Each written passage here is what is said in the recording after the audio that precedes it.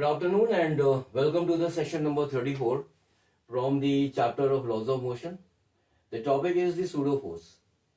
So before understanding this topic of pseudo force, we have to understand the key aspects of the pseudo force. Now, the key aspects of the pseudo force are the frame of reference. We have to understand what the frame of reference is, what is the inertial frame, and the non-inertial frame.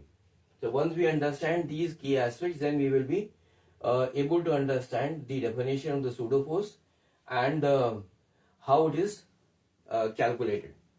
So the frame of the reference is the coordinate system which defines the motion and the position of an object.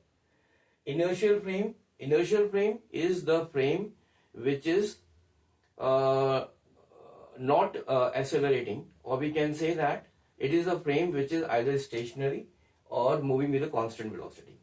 And the non-inertial frame is the frame which is accelerating or rotating. So pseudo force is the apparent force or this inertial force which is acting on the objects in the non-inertial frame only in order to justify the Newton's laws of motion.